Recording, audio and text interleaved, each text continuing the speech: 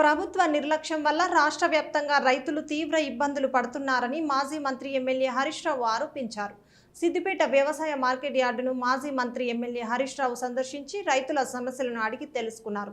గత 4 రోజులుగా పొద్దుతిరుగుడు మొక్కజొన్న కొనుగోలు నిలిచిపోయిందని రైతులు ఎమ్మెల్యే దృష్టికి తీసుకువచ్చారు. దీంతో అధికారులతో ఫోన్లో మాట్లాడి ఆగ్రహం వ్యక్తం చేసి వెంటనే మార్కెట్ యార్డును సందర్శించి సమస్యలు పరిష్కరించాలని ఆదేశించారు.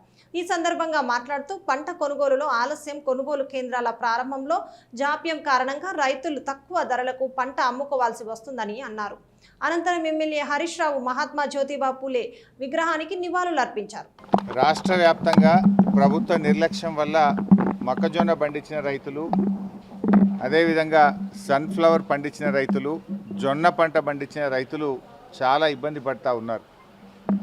ప్రభుత్వం రైతులంటే ఒక చిన్న చూపు, రైతుల పట్ల ఈ ప్రభుత్వానికి నిర్లక్ష్య వైఖరి కనబడతా ఉంది.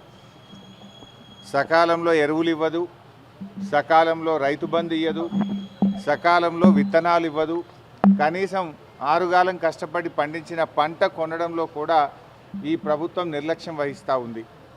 ఈరోజు రైతులు నాకు ఫోన్ చేస్తే మార్కెట్ యార్డుకు సందర్శన కోసం రావడం జరిగింది. 3 రోజుల నుంచి సన్ఫ్లవర్ కొనుగోలు ఆగిపోయినాయి. ఏమైంది, సన్ఫ్లవర్ కొనట్లేదు అంటే కోటా అయిపోయింది అంటున్నారు. మొక్కజొన్న కొనుగోలు 4 రోజుల నుంచి జరుగుతలేదు. ఏమైంది అంటే సంచులు లేవు, అమాలీ ప్రాబ్లం అంటున్నారు. నిన్న నారాయణఖేడ్, కామారెడ్డి, నిజామాబాద్, ఆదిలాబాద్ నుంచి కూడా ఫోన్లు వస్తూ ఉన్నాయి. జొన్న కొనుగోలు కేంద్రాలు ఇంతవరకు ఈ ప్రభుత్వం ప్రారంభించలేదు. ఆనాడు బీఆర్ఎస్ ప్రభుత్వం ప్రతి సంవత్సరం కూడా జొన్నలు కొని రైతులకు మద్దతు ధర వచ్చే విధంగా చూసాం. మేము ప్రభుత్వాన్ని డిమాండ్ చేస్తూ ఉన్నాం, తక్షణమే జొన్న కొనుగోలు కేంద్రాలు ప్రారంభించాలి, రైతులకు మద్దతు ధర లభించే విధంగా చూడండి. అదేవిధంగా సన్ఫ్లవర్ విషయంలో కూడా రాష్ట్ర వ్యాప్తంగా కూడా ఈ కోటా అయిపోయింది. కోటా ఉంటుందా? ఈ ప్రభుత్వం వచ్చిన తర్వాత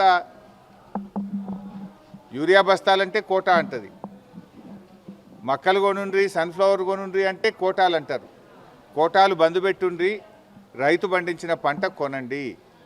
సన్ఫ్లవర్కు వెంటనే బారదాని ఇవ్వాలి, కొనుగోలు కేంద్రాలు వేగంగా కొనుగోలు ప్రక్రియ పూర్తి చేయాలని ప్రభుత్వం, జిల్లా కలెక్టర్లు దీన్ని మానిటరింగ్ చేయాలి. ఇప్పుడు మంత్రులు పట్టించుకోవడం లేదు, జిల్లా కలెక్టర్లు పట్టించుకున్న పరిస్థితి లేదు.